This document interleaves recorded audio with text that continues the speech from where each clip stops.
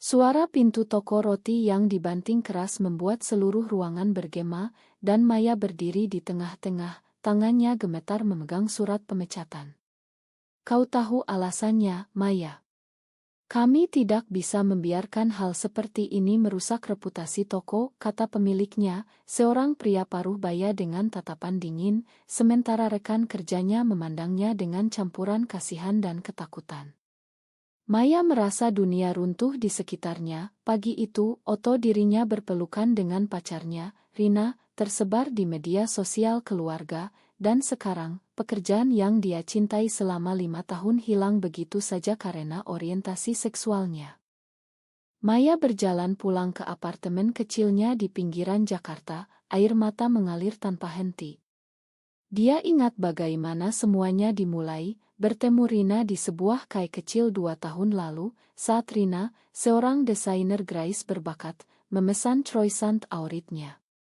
Percakapan singkat berubah menjadi pertemuan rutin, dan sebelum Maya sadari, hatinya telah jatuh cinta pada wanita yang penuh semangat itu.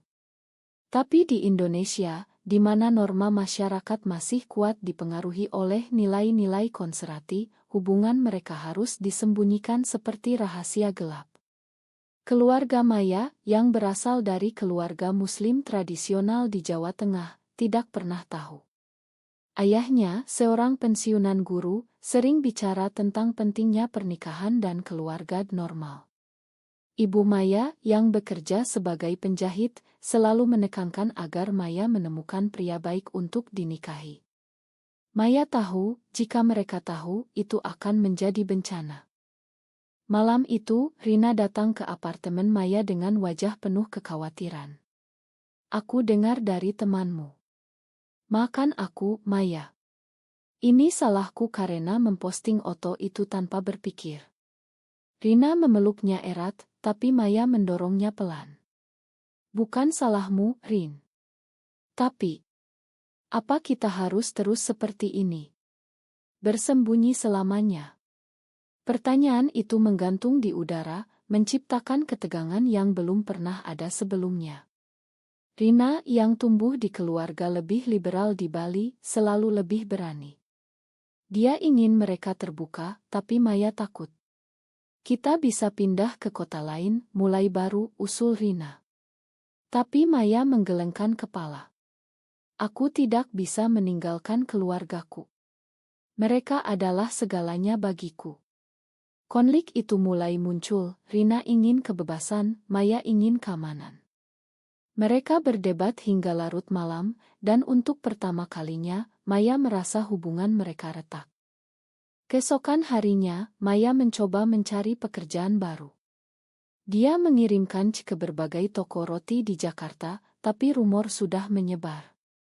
Beberapa pemilik bahkan menolak langsung, mengatakan mereka tidak ingin masalah seperti itu. Maya merasa terisolasi. Di rumah, ibunya menelepon, bertanya mengapa dia terdengar sedih. Maya berbohong, mengatakan hanya lelah kerja. Tapi dalam hati, dia bergulat dengan rasa bersalah. Apakah mencintai Rina salah? Mengapa masyarakat harus campur tangan? Dia ingat cerita temannya yang diusir keluarga karena hal serupa, dan ketakutan itu semakin dalam.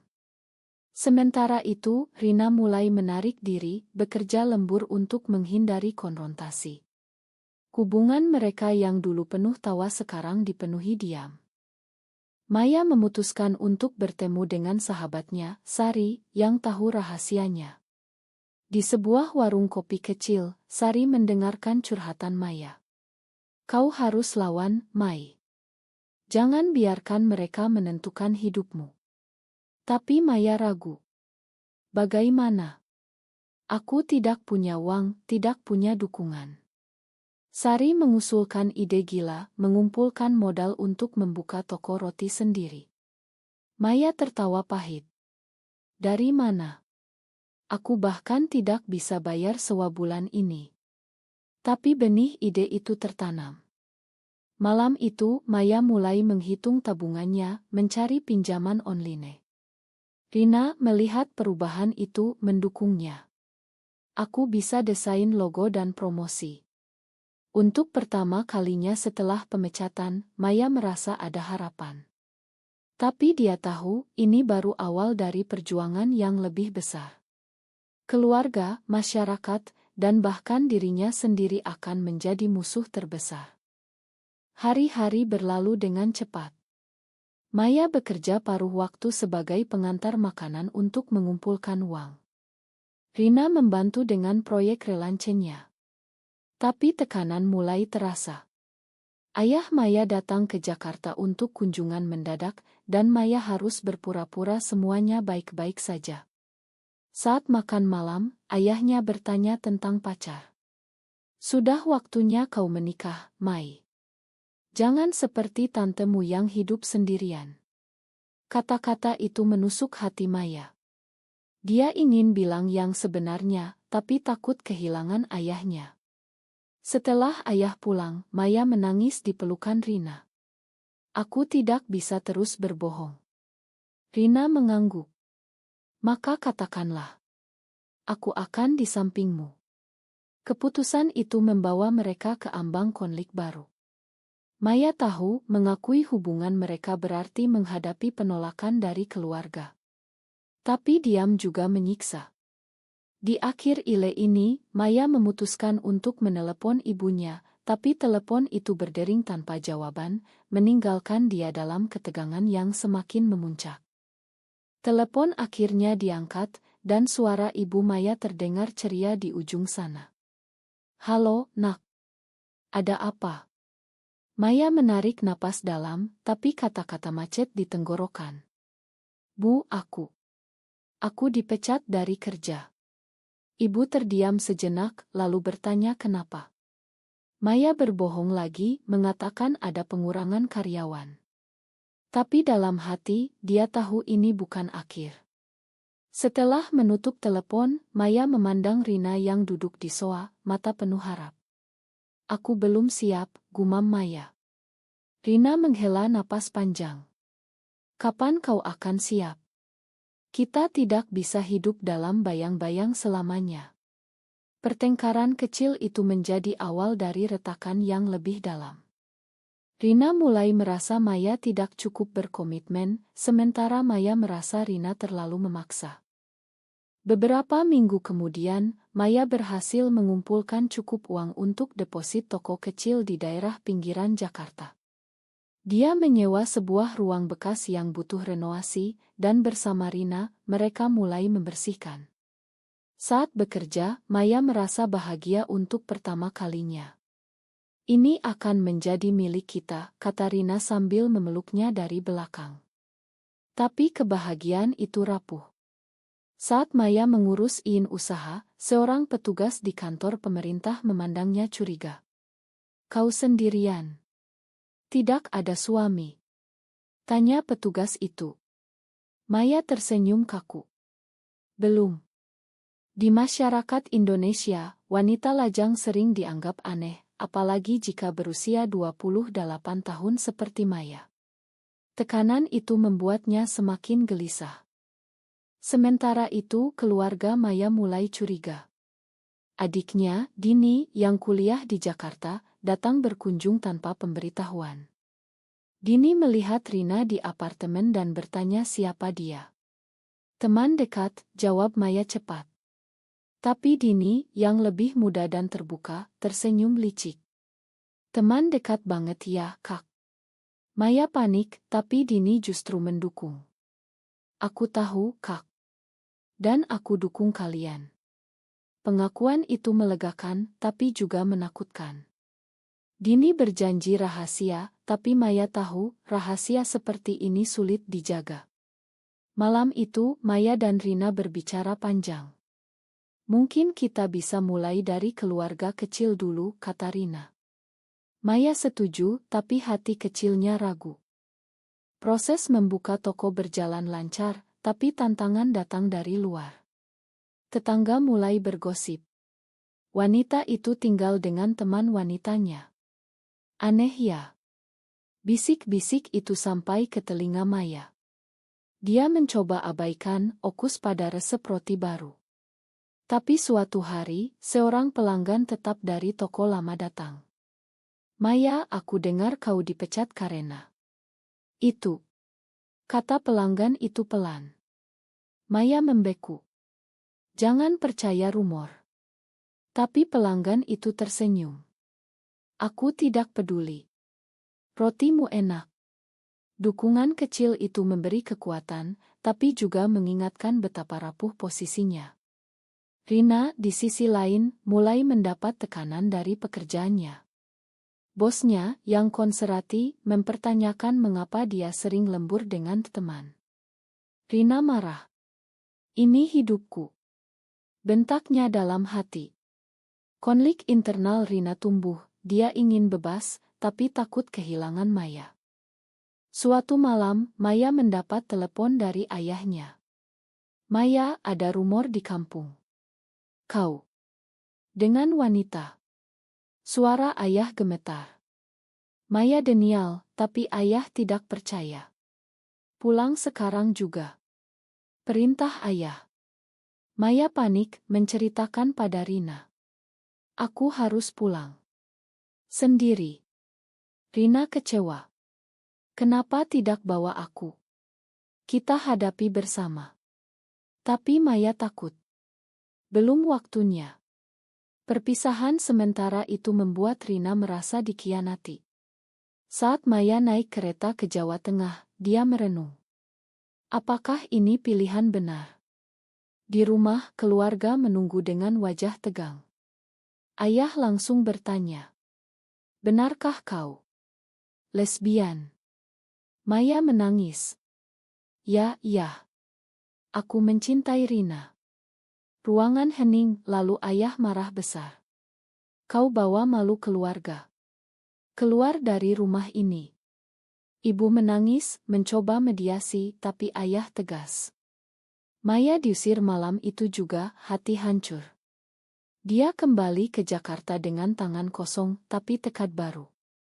Aku akan buktikan aku bisa hidup tanpa mereka. Kata Maya pada Rina. Tapi Rina yang merasa ditinggalkan, mulai ragu. Apakah kau benar-benar pilih aku? Pertanyaan itu menjadi bom waktu. Di akhir ile ini, Maya memutuskan untuk membeli toko roti lama yang akan dijual, sebuah langkah berani yang akan mengubah segalanya. Maya menatap iklan penjualan toko roti lama di koran online, hati berdegup kencang. Pemiliknya, yang dulu memecatnya, ternyata bangkrut karena skandal korupsi kecil. Ini kesempatan, gumam Maya.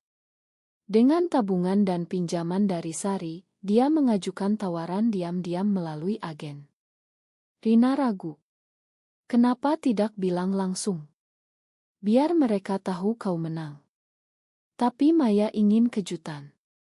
Biarkan tindakan bicara. Proses pembelian berlangsung cepat, dan dalam seminggu, toko itu menjadi miliknya. Rekan kerja lama terkejut saat melihat Maya masuk sebagai pemilik baru. Maya, kau beli ini? Tanya salah satu karyawan. Maya tersenyum dingin. Ya. Dan sekarang aturan berubah. Kembali ke rutinitas, tapi sebagai bos, Maya merasa bebas. Dia mempromosikan roti dengan tema inklusi, meski halus. Tapi masyarakat mulai bereaksi. Beberapa pelanggan boikot, mengatakan toko sekarang tidak halal karena pemiliknya. Media sosial ramai dengan komentar negatif. Lesbian menguasai bisnis. Bahaya. Tulis salah satu akun. Maya terluka, tapi tidak mundur. Rina mendukung dengan desain kampanye online. Kita lawan dengan kualitas. Tapi di balik itu, Rina mulai bertemu teman lama, seorang wanita strike yang mendukung, tapi membuat Maya cemburu. Siapa dia? Tanya Maya. Rina kesal. Hanya teman. Kau terlalu paranoid. Konflik kecil itu menumpuk. Keluarga Maya tidak tinggal diam, ibu menelepon diam-diam, Maya, ayah marah, tapi aku rindu kau. Maya menangis. Bu, aku tidak bisa ubah siapa aku. Ibu berjanji bicara pada ayah, tapi Maya tahu sulit. Adik Dini datang membantu di toko menjadi jembatan. Ayah mulai melunak, Kak. Beri waktu. Tapi tekanan sosial semakin kuat. Sebuah kelompok konservatif mengadakan demo kecil di depan toko memprotes penyebaran LUT. Maya menghadapi mereka langsung. Ini toko roti, bukan arena politik. Kata-katanya berani, tapi dalam hati, dia takut. Malam itu, toko dirusak dengan cat semprot, pergi lesbian. Rina marah, ingin lapor polisi. Kita harus lawan. Tapi Maya ragu, takut publicity buruk. Keputusan itu menjadi momen krusial. Melapor berarti terbuka lebih luas, diam berarti kalah. Akhirnya, Maya melapor. Berita menyebar, dan dukungan datang dari komunitas LGB di Jakarta. Sebuah menawarkan bantuan hukum. Tapi ayah Maya mendengar dan menelepon. Kau bikin malu lagi. Jangan hubungi kami. Maya hancur, tapi Rina di sisinya. Kau pilih benar. Hubungan mereka semakin kuat, tapi Rina mulai merasa lelah. Aku ingin hidup normal, Mai. Tanpa drama ini. Kata Rina suatu malam. Maya terkejut. Apa maksudmu? Rina mengaku ragu. Mungkin kita perlu istirahat. Kata-kata itu seperti pisau. Maya merasa dikhianati. Setelah semua ini, mereka berdebat hebat, dan Rina pergi sementara. Maya sendirian mempertanyakan segalanya. Apakah cinta ini layak? Di toko, bisnis mulai pulih berkat dukungan online. Tapi hati Maya kosong.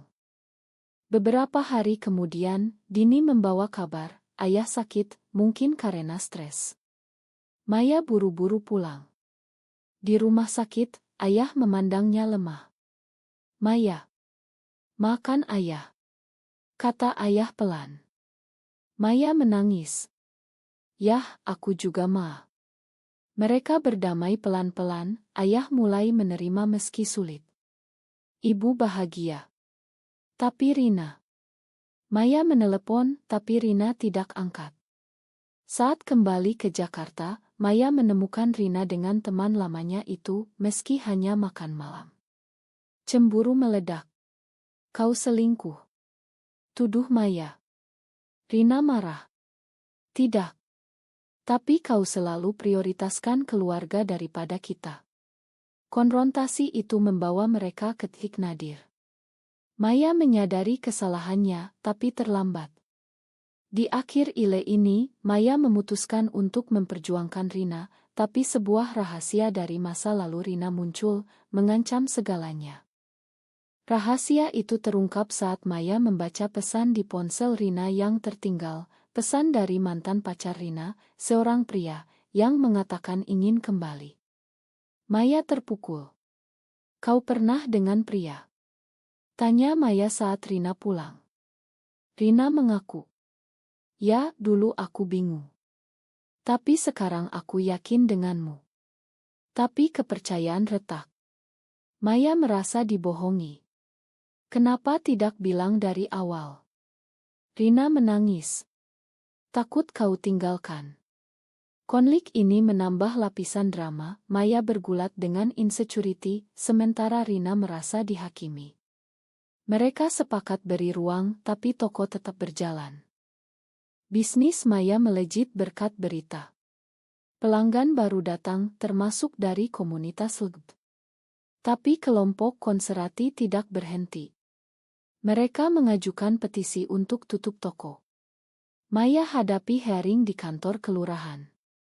Ini diskriminasi. Argumen Maya. Dukungan dari Ngo membantu dan petisi ditolak. Kemenangan itu manis, tapi mahal. Maya kehilangan teman lama yang takut terlibat. Keluarganya sekarang mendukung pelan-pelan, ayah bahkan kirim resep keluarga. Tapi hubungan dengan Rina tegang. Rina mulai bekerja di luar kota untuk proyek, meninggalkan Maya sendirian. Ini untuk kita, kata Rina. Tapi Maya ragu. Suatu hari, Sari datang dengan kabar buruk. Pemilik toko lama ingin balas dendam, menyebar rumor bahwa Maya curang dalam pembelian. Maya panik, tapi bukti ada di tangannya. Dia konfrontasi langsung. Kau pecat aku karena siapa aku, sekarang aku pemilik. Terima itu. Pemilik lama mundur, tapi luka lama terbuka.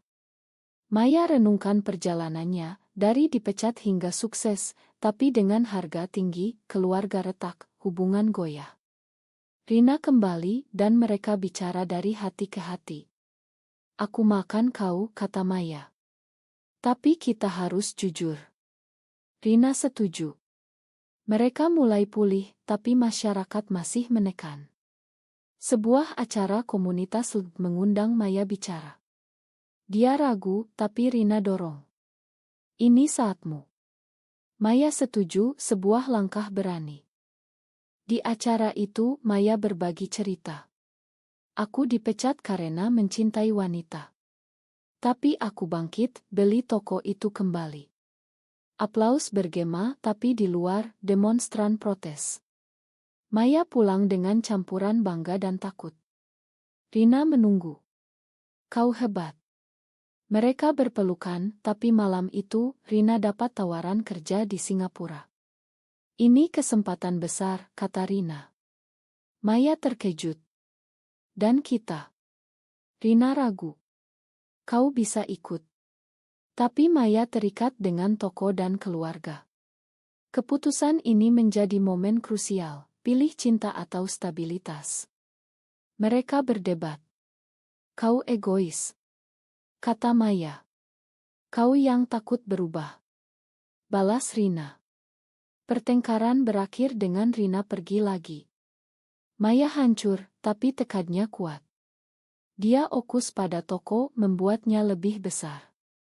Dukungan dari Dini membantu. Ayah bahkan datang berkunjung, melihat toko. Aku bangga, nak, kata ayah. Maya menangis bahagia. Tapi tanpa Rina, semuanya terasa hampa. Di akhir ile ini, Maya mendapat pesan dari Rina, aku putuskan tinggal. Kata-kata itu memicu klimaks terakhir. Maya membaca pesan itu berulang, hati hancur. Kenapa, Rin? Balasnya. Rina menelepon. Aku lelah dengan tekanan ini. Di Singapura, kita bisa bebas. Maya marah. Kau tinggalkan aku saat aku butuhmu. Rina menangis. Kau yang selalu prioritaskan yang lain. Konfrontasi telepon itu penuh emosi, membongkar semua luka. Maya menyadari kesalahannya, terlalu takut, terlalu bergantung. Makan aku. Aku akan ikut, kata Maya akhirnya. Tapi Rina ragu. Terlambat, Mai. Mereka putus, sebuah pengkhianatan yang menyakitkan. Maya merasa dunia runtuh lagi. Tapi dia tidak menyerah. Toko roti berkembang menjadi simbol ketahanan. Maya bergabung dengan komunitas LGBT, membantu orang lain. Keluarganya sepenuhnya mendukung sekarang, ayah bahkan bicara di kampung tentang toleransi. Tapi hati Maya kosong. Beberapa bulan kemudian, Rina kembali ke Jakarta untuk urusan kerja. Mereka bertemu secara kebetulan di Kailama. Maya, kata Rina. Maya tersenyum pahit. Kau bahagia di sana. Rina menggeleng. Tidak tanpa kau. Pengakuan itu membuka pintu rekonsiliasi. Mereka bicara panjang, mengakui kesalahan. Aku salah tinggalkan kau, kata Rina. Aku salah tidak berjuang lebih keras, balas Maya. Mereka memutuskan coba lagi, tapi pelan-pelan. Kembali bersama, tapi tantangan baru muncul. Masyarakat masih judgmental, sebuah artikel media menyorot kisah Maya sebagai pemberontak. Beberapa keluarga menarik dukungan, tapi Maya lebih kuat. Dia dan Rina pindah ke rumah baru, membangun hidup bersama. Tapi momen akhir datang saat ayah Rina, yang selama ini tidak tahu, datang. Ayah Rina konserati dan saat tahu, dia marah. Kau bawa malu. Bentaknya. Rina menghadapinya. Ini hidupku, ayah. Konfrontasi itu mirip pengalaman Maya, dan mereka saling dukung. Akhirnya, ayah Rina pergi, tapi benih perubahan tertanam. Cinta mereka tumbuh di tengah badai. Maya menyadari, setiap pilihan ada harganya, kehilangan pekerjaan, keluarga, bahkan satu sama lain sementara. Tapi itu membawa kebangkitan. Toko roti sekarang sukses besar, dengan cabang baru. Maya dan Rina menikah secara simbolis di Bali, dikelilingi teman. Tapi di Indonesia, itu tidak resmi. Mereka bahagia, tapi sadar perjuangan belum berakhir. Kisah ini mengajarkan tentang pengorbanan dan keberanian. Apakah mencintai seseorang dari jenis kelamin yang sama benar-benar salah, atau justru masyarakat yang perlu berubah?